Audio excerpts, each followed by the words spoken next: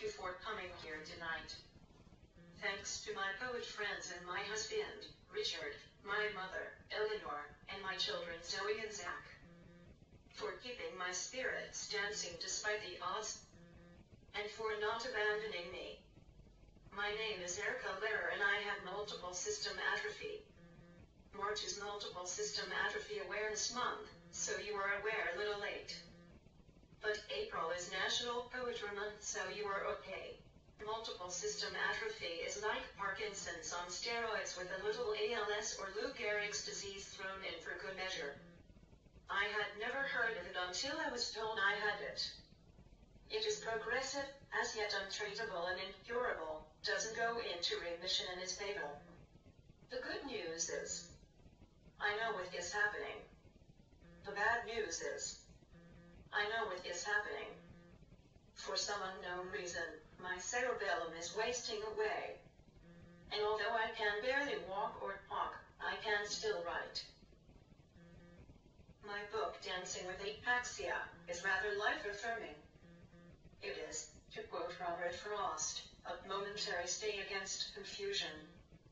The book will be full sale after the reading and proceeds will go for medical research. These are some of the poems in the book.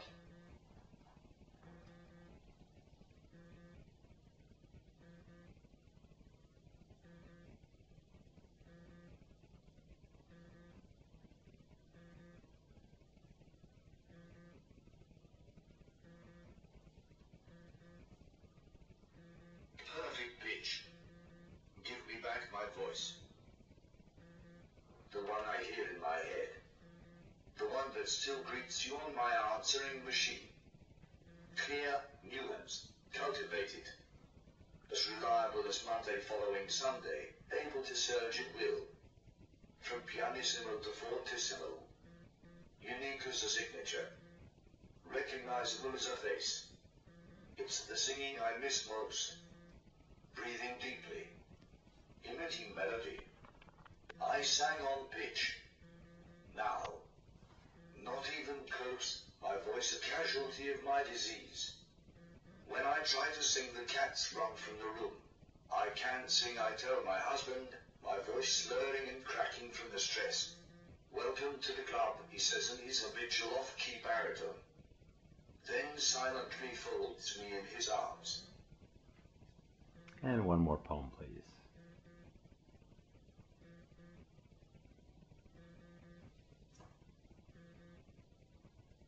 My metaphor is shrinking.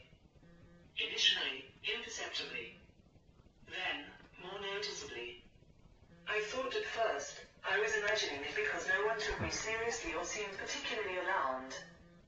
The instruments used to detect such changes were not calibrated to pick up subtle differences caused by metaphoric degeneration or neurons misfiring. And if my metaphor was shrinking, what hope was there for my simile? I soon found I could no longer walk in beauty like the night. In fact, I could barely walk at all. Nor were my nights black as pitch. They were merely black, terrifying, endless. Morning fog ceased to arrive on little cat feet. It just came. Without mystery or grace. Filling the interstices of my brain. Obscuring my vision. As there is no cure for my malady. I imagine imagining my way out of it. Sprouting wings. Flying skyward on a day beaming with possibilities. Over turquoise waterways. Climbing up. Up. Up until the earth is a gumball. I am unstoppable. How about another one?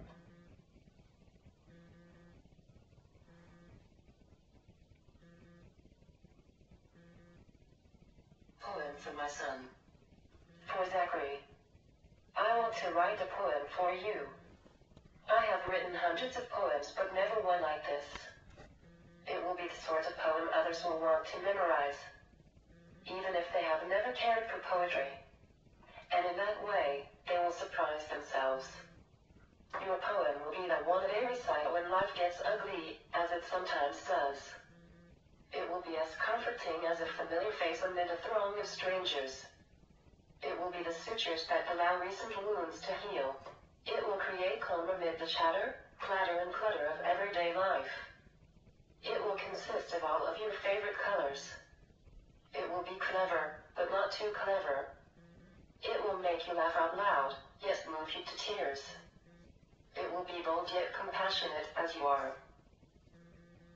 Handsome and witty as you are. This poem I write for you will be easy to understand but by no means simple.